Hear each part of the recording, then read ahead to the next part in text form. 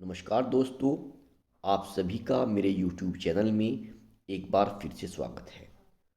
साथियों, यह वीडियो मैंने दिव्य भव्य महाकुंभ के विषय में बनाई है।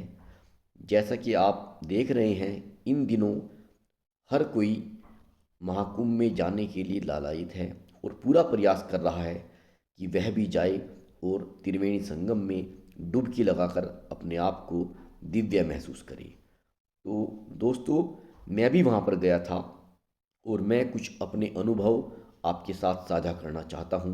आशा करता हूँ इस वीडियो को देखकर आपका मन भी प्रफुल्लित हो जाएगा और हो सकता है अगर आपका जाने का मन न हो तो आप भी वहाँ पर जाएं। तो शुरू करते हैं और देखते हैं मैंने वहाँ पर कैसा महसूस किया।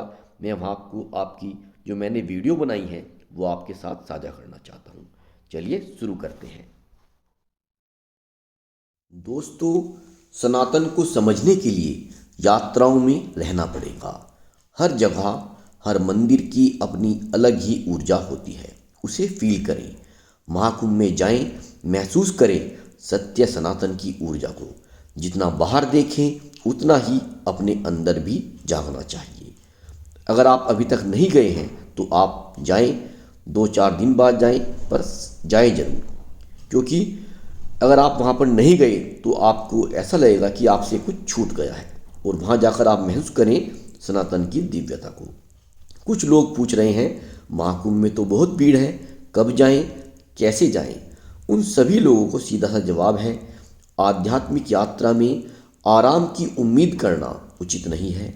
सावधानी से जाइए और स्वतः ही व्यवस्थाएं होती जाएंगी।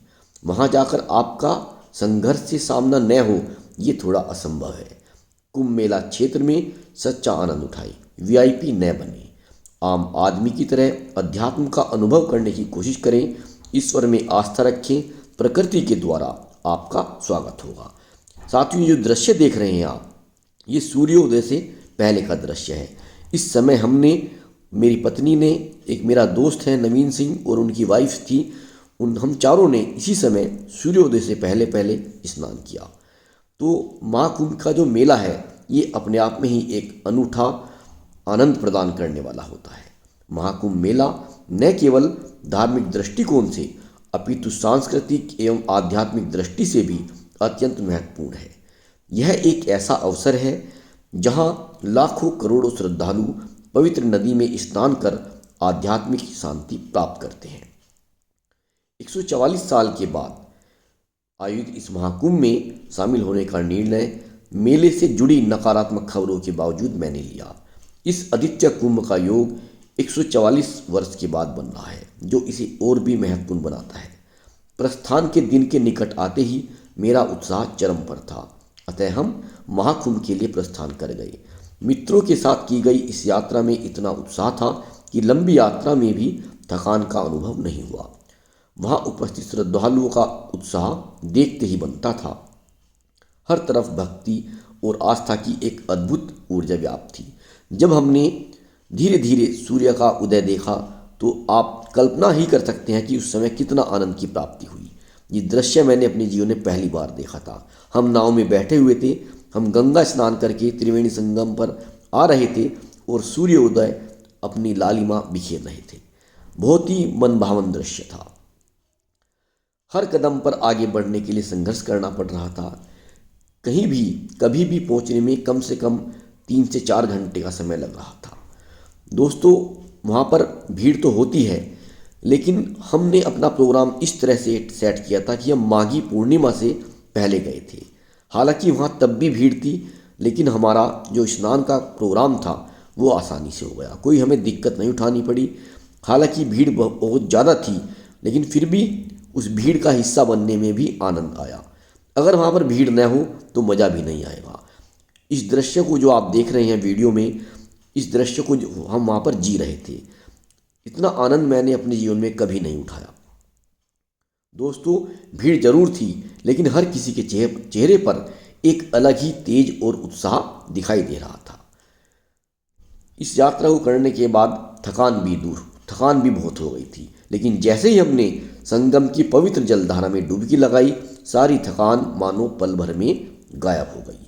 उस पवित्र स्नान के बाद ऐसा लगा जैसे हमने एक नई ऊर्जा प्राप्त कर ली हो। इतनी लंबी यात्रा की थकान का एहसास तक नहीं हुआ। स्नान के बाद हमने मेला क्षेत्र का थोड़ा भ्रमण किया। मेला क्षेत्र में भ्रमण करके हमने देखा कि यहाँ पर साफ सफाई की इतनी उत्तम व्यवस्था थी कि पहले हमने सुना था कि भाई वहाँ पर तो बहुत ज़्यादा गंदगी है, इतने आदमी जा रहे हैं, उन्होंने गंदगी कर रखी है। लेकिन साथियों, मैं झूठ नहीं बोल रहा हूँ, वहाँ पर इतनी बढ़िया व्यवस्था है, आपको इतनी साफ सफाई मिलेगी देखने के लिए कि आप अचंभित रह जाएंगे। इतनी जनता जाने के बाद भी, इतनी भीड़ जाने के बाद भी वहाँ पर आपको गंदगी नहीं मिलेगी। जो वहाँ पर शौचालय बनाए गए हैं वहाँ पर भी बाहर आपको सफाई कर्मचारी खड़ा मिलेगा, उनके अंदर भी वहाँ पर सफाई की पूरी व्यवस्था है। तो साथियों, हमने तो इस पल को जी लिया, आप भी वहाँ पर जाएं और इसका आनंद लें। पूरे कुंभ यात्रा में सिर्फ एक ही बात समझ में आई है, वो यह है कि आपकी नियत को देखकर बाबा महाकाल आपकी नियति तय करते हैं। अगर आप मौज मस्ती करने वाले पर्यटक बनकर आ रहे हैं तो बहुत सी समस्याओं, भीड़, जाम, मौसम, ज़्यादा पैदल चलना या रुकने की व्यवस्था की दिक्कत का सामना करना होगा। पर अगर आप अच्छी नियत के साथ एक धार्मिक यात्रा पर आ रहे हैं तो याद रखिएगा कि आप पहला कदम उठाएंगे तो दूसरा कदम बाबा महाकाल आपके लिए खुद उठाएंगे और रास्ते अपने आप आसान होते चले जाएंगे। साथियों, आपको जब यात्रा में जाना है महाकुंभ में तो थोड़ी सावधानी रखें। आप कुछ मैं बताऊंगा आपको पैदल चलना पड़ेगा, इसलिए बहुत ज़्यादा सामान लेकर न आए। अपने फ़ोन और पर्स का विशेष ध्यान रखें और 2 या 2 से ज़्यादा लोग आ रहे हैं तो कोई एक अपने सामान के पास रुके, बाकी स्नान करें। सभी लोग जिनके पास फ़ोन नहीं, मान लीजिए आपके पास 4-5 लोग हैं साथ में, किसी एक के पास फ़ोन नहीं है तो आप उसको अपना फ़ोन नंबर लिख कर दे दें। ईश्वर न करे कि कुछ ऐसा हो कि कोई आगे पीछे छूट गया हो तो वो आपसे संपर्क कर सकता है किसी और से फ़ोन करवा कर। आपके आसपास कई पुलिस वाले होंगे, अगर कोई खो जाता है तो उनसे जाकर अनाउंसमेंट करवाएं। इसमें पुलिस वाले आपकी सहायता करेंगे। नहाते वक्त फ़ोन और अपने सामान का विशेष ध्यान रखें क्योंकि उस समय संगम के किनारे भीड़ अधिक हो जाती है और इसलिए दिक्कत हो सकती है।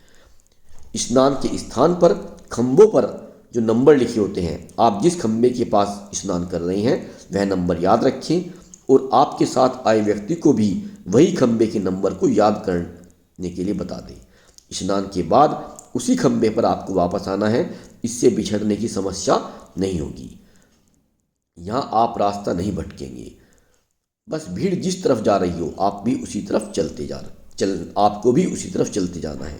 जिधर से आप आए हैं वहाँ हर जगह बड़े द्वार मिलेंगे जिन पर अलग अलग नाम लिखे हैं। कहीं कच्छप द्वार लिखेगा, कहीं पर डमरू बना हुआ है, बड़े सुंदर सुंदर द्वार बने हैं। तो आप उनका नाम याद रखें, जब आप वापसी के लिए आएँ तो वो नाम पूछते हुए आप वापस लौट सकते हैं। अब मेरा जो विशेष आग्रह है आपसे, अगर आप स्नान करने आ चुके हैं तो संगम स्थल पर बीच की जगह जो खाली होती है वहाँ आप रुकिए, नहाने के लिए वस्त्र वहीं धारण करिए और संगम किनारे जाकर स्नान करने के तुरंत बाद जहाँ जिस खंभे पर आपका सामान है वहीं आ जाएं और कपड़े संगम किनारे से दूर आकर ही चेंज करें। क्योंकि मैंने देखा है लोग संगम किनारे जाकर ही नहाने की तैयारी कर रहे हैं, वहीं फ़ोटो क्लिक करने लगते हैं और वहीं पर कपड़े बदलने लग जाते हैं, जिससे 20-25 मिनट का समय लगता ही है।